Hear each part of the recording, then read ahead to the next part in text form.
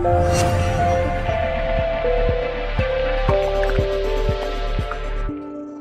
of not really talking about masculinity in Muhajiroun because Muhajiroun doesn't exactly exist.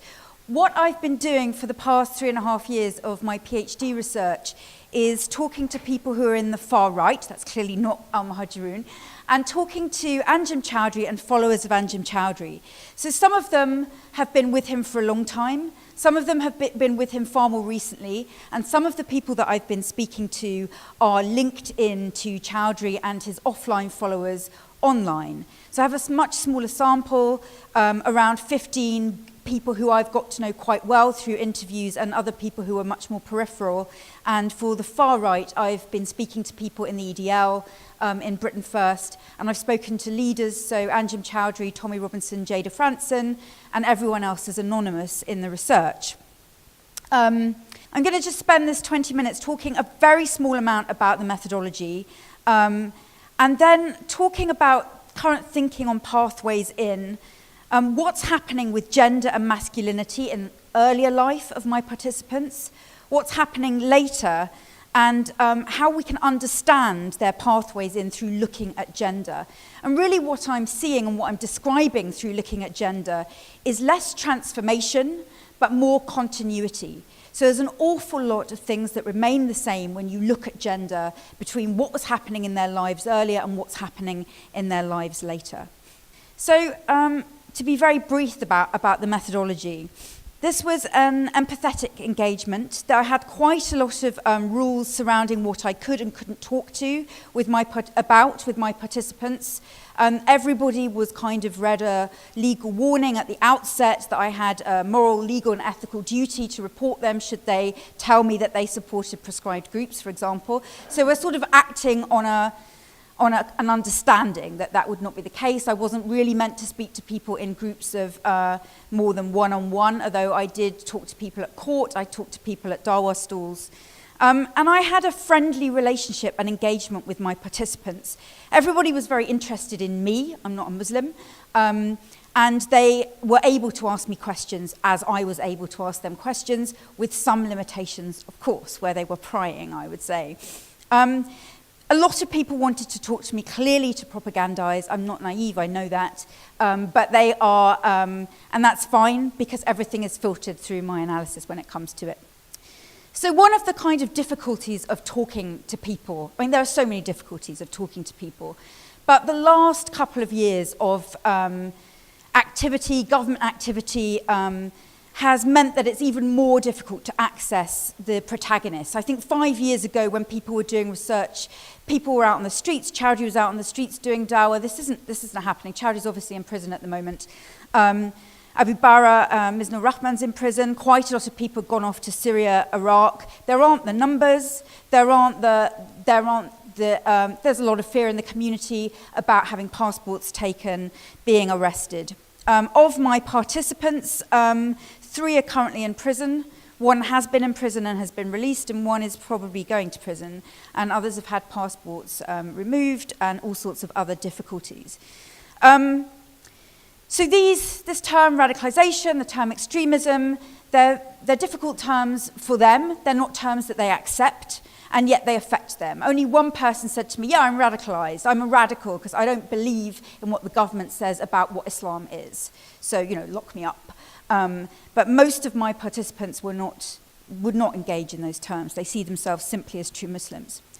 So you mentioned earlier Viktorovitz. So there's this kind of idea of radicalisation and extremism as being, we don't really know what it is, but there's kind of an idea that whatever it is, it's transformative. You take somebody who wasn't a risk, somebody who's a good Muslim, and they come out of the radicalisation process being a not very good Muslim or a risk to society. Through this idea of identity crisis, which again is very vague, but it just kind of describes, I don't know, some kind of engagement with your own self and how you're living. And these were things which I really didn't see borne out in the research at all, because there was a very gradual engagement with the ideas of the groups rather than a kind of transformation. And one of the key things in this, if I could have the next slide, was that gender norms, particularly norms around sexual behaviors, were really something that was a boundary, creating and constructing an identity between groups.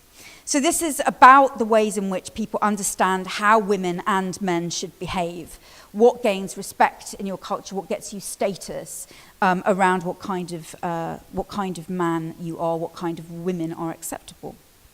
And I see this also in the far right. This isn't unique to these participants. So if I could have the next slide. So I've tried to include some of the excerpts of things that people said to me, because basically I'm meeting them and saying, so just talk to me about what's gone on. Just talk to me about how you come to where you are now, and then sort of go in and ask follow-up questions to that.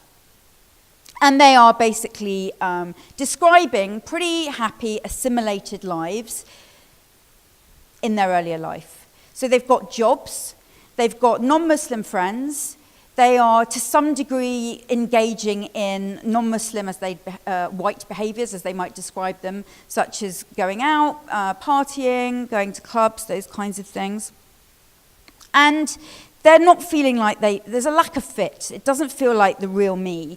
They describe this kind of meta-narrative that's going on the whole time, this sort of voice on their shoulder that is only coming from them, about what they should and shouldn't be doing, and particularly around what women and men should and shouldn't be doing. So these are two examples. So I'm talking to one participant, the pink one, about, you're growing up with non-Muslims. Why are you not having any kind of bonding with them? Is there anything that you bond over? And he says, yeah, maybe sport, and maybe also respect as men fighting. But what he actually says is, there was a dim view of each other's cultures. We think white men, and there's slippage between white and non-Muslim, get paid Friday, pissed up all weekend. Monday, he's up and out of the factory, and he's slogging all week and gets pissed up again the next weekend. The women are the same. They drop their children off and then smoke and drink coffee all day. They go out wearing nothing at the weekends. And I think, really? What a life.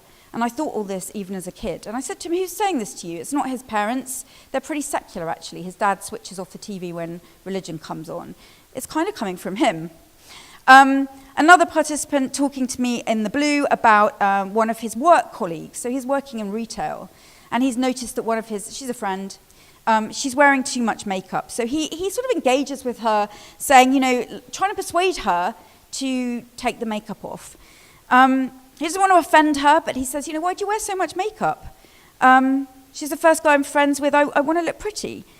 So I said, you can be pretty with less makeup. Can you just one day come in with no makeup to work? And she said, no, I can't do that. I said, at the most, just light lipstick, light mascara. I didn't want to pressure her, I left it. But she did it, and I was like, oh my God, how do you feel? So he's really delighted with what he's achieved here. She comes in, she tells him, actually, she felt good. And then he says to me, actually, I believed everything. He's now ascribing to an extremely austere idea, very binary, divided idea of how men and women should behave. But for him, this is totally natural, because for quite a long time before, and he has numerous other examples of this was how he felt he should be behaving, and how he felt the people around him should also be behaving.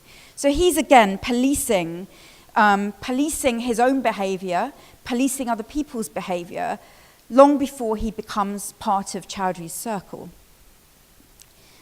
And this is also a sort of protective behavior, and it's purposeful behavior. It's not just going through the 9 to 5, or because it doesn't feel right. If I could have the next slide, please. And there's also, for quite a lot of my participants, and this may just be because of the sample that elected to choose to me, there is, similar to my white far-right participants, my EDL supporters, there is a kind of adherence to norms of casual violence. So as I mentioned, one of my participants said, what we have in common, perhaps the men in non-Muslim and Muslim societies, is that, maybe we'd get together and play football or cricket, but and maybe fighting, but apart from that, really nothing else.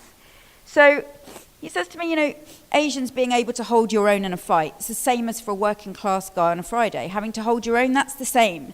That's the way that you gain respect in the communities which are, broadly speaking, working class Pakistani, Bangladeshi, British communities living alongside working class non-Muslim communities.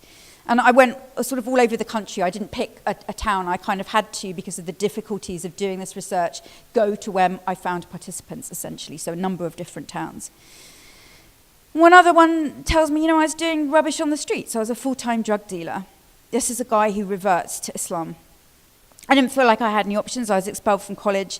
Then I studied Aqidah. I grew up among all of that street culture, but I chose to use Islam to leave that.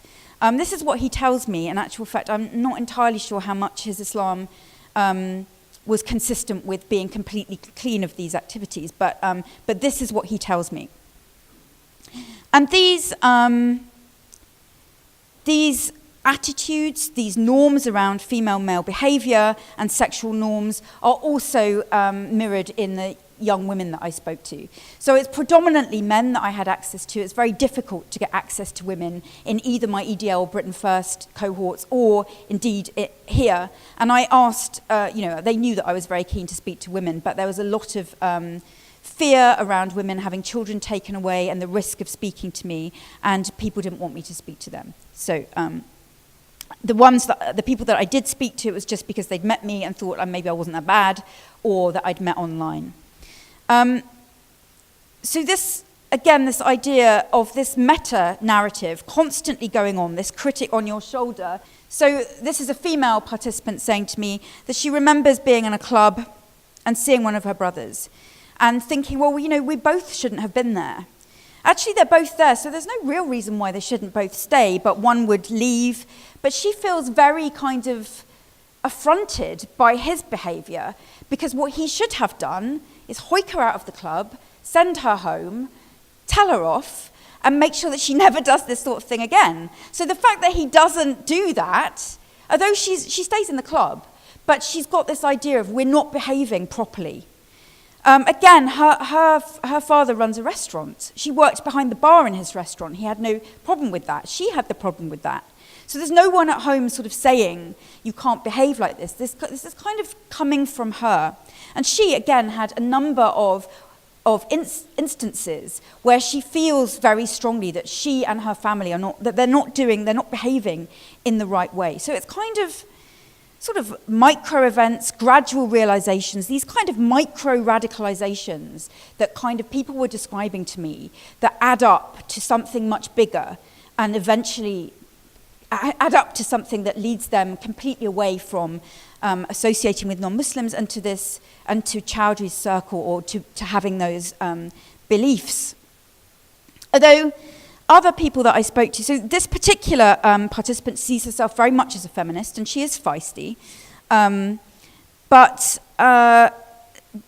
although she saw herself as a feminist, feminism, this is another female participant, was really something that was rejected, because it's kind of a dirty word. This is quite a young girl who's a supporter of ISIS, and we had quite a lot of conversations by telephone.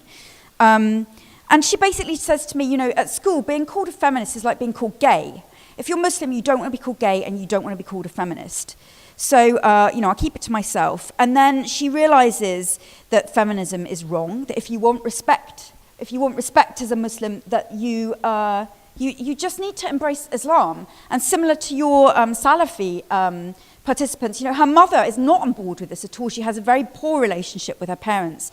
And, her mother says to her, if you want to go out like an extremist, fair enough. And she basically says to me, well, I don't care what my mother thinks. And she really is living, to some degree, a very sort of secret life. But she has this sense of herself throughout her support of ISIS as being a feminist, of having this kind of idea of feminism, but it's not that other feminism, which is the bad feminism. And none of my mini sample of female participants felt disempowered. They all felt completely empowered by their brand of Islam. So what I've got my participants, if I could have the next slide, kind of describing, is this kind of continuity at which I'll come to. So they've got this set of ways in which they gain respect in their earlier life, this set of ideas about gender norms, about sexual behaviors, about the correct roles of men and women. They're totally assimilated, they don't stick to them, but have a voice on their shoulder saying this is not how things should be. And they know that things don't feel right and something doesn't fit. So by the time, and they're aware of the group for quite a long period, by the time they actually become more and more involved in group activities, this has been making sense for ages. It's just it's just logical, it's just obvious. And what the group enables them to do, because I then see a lot of continuity in terms of the types of masculinity that they were exhibiting and performing before, afterwards. But what they're doing is repackaging what they were doing, and it's got now moral justification, it's got moral value, it's got respect still, but a different kind of respect, a bigger respect, really. So they've given a moral framework to all these kinds of behaviours. So they're still doing some of the negative, criminal, in some cases, behaviours that they were doing before. So if I could have the next slide. When I spoke to Choudary, I mean, I think, I spent a few hours with him. I met him once before he went to prison in 2016, on a day when the jury had the afternoon off. And this very basic kind of idea of sexual immorality, it's infused Islamism since it began, and it's absolutely fundamental to understanding what's going on in terms of people's alienation and distancing from secular life. And I think the interesting thing here is, I would agree with it. I don't like exploitation of women. I don't like women having to take their clothes off to sell products. This exploitation of men and women in the West, and it's eradicated in Islam, so he says. And basically what he says at the end is every sane, logical person would want for themselves. And this is what makes entire sense to people. Not because he has necessarily persuaded them, but because they've had an accumulation of these realizations over years, as they've described this to me. So if we could have the next slide, please. So, I mean, one of the important things also for my male participants is that once they find each other, they need to express this shared masculine identity outwardly. So this idea of wearing the same dress, having the beard, this guy quite willing to take the hit in terms of being teased. He actually does say he's a Wahhab, but I think it's to avoid saying that he's a supporter of something less savory. It's very important to them to look the part, to use the Arabic lingo, to have a smattering of Arabic, to have not been good at school, been expelled from school, been bad academically, but now be learning something. And this thing that they're learning, whereas at school to be a scholar, to be a swot, was not respected. It did not give them status as men. But to be learning Arabic, this gives them a lot of status. To know about Islam, to be one of the authorities in their group, this is a way that they, as men, can have status. And it was very important to him. So there are kind of different ways of being men. One of the important things is clearly a support of violence. So we talk about this in quite sort of guarded ways. But there are much more sensitive ways. These are sensitive guys. One of them had a conversion story about a moonlit night, giving money to a stranger. Everything was in place. Everything was kind of, perfect. And being a warrior, being a fighter, standing up for Islam was just one way of expressing that. And that was not because they like violence, but because it's in the Quran that they should be doing this, and they're studying the Quran, and because they're meant to be protecting women. And of course, they're still maintaining a lot of the kind of casual violent behaviors that they had before. And I think this sums up really the things that matter in terms of status in masculinity to my participants. This is one of my participants talking about being in prison. He actually likes going to prison. It's a bit of time out. You don't have to worry about what you say about Islam because you're already in prison. What are they going to do? He's got TV and a PlayStation. I guess it's not in the Quran, but there's books to read. He's improving his body. He's improving in terms of knowledge. He's reflecting. He's contemplating. He's doing dawah. He's meeting lots of Muslims. And he's also got a lot of status. He's got guys offering to iron his clothes for him. It's kind of pretty perfect. He's been in prison before. He doesn't really mind being in prison. It's a little bit of time out. But that reflects what he gets out of out of this situation and what matters to him in terms of where he aspires to, in terms of what kind of a man he wants to be. So we're going to have the last slide. So just to sum up, I mean, there's, it's been a bit of a brief romp through this, but what I would say from talking to this small sample is that, you know, I haven't really seen them talking about radicalization as anything like a transformation. And they don't really describe an identity crisis as such. What they're describing is a series of kind of mini realizations that take them further and further away from secular society. They're resisting their own assimilation with this constant meta-narrative, this constant critique. They're constructing these boundaries between communities through sexual norms, through gendered behavior, as seeing difference. And that's very difficult for them to overcome. They don't feel at home, basically, in secular society, even when they're assimilated. When they are later part of a group, they're still performing the same kinds of masculinities. They've still got a lot of the same behaviors. There's a lot of continuity, but they're repackaged in terms of this new moral framework. And that resolves this feeling of a lack of fit that they've had. And in this, I have a lot of parallels with my participants who are part of the counter-jihad, whether they're active with the EDL or with Britain First. And I actually started off looking at this idea of cumulative extremism, but I didn't really see that in my research, but I can, you know, if people have questions about that, I can talk about that afterwards. Thank you very much.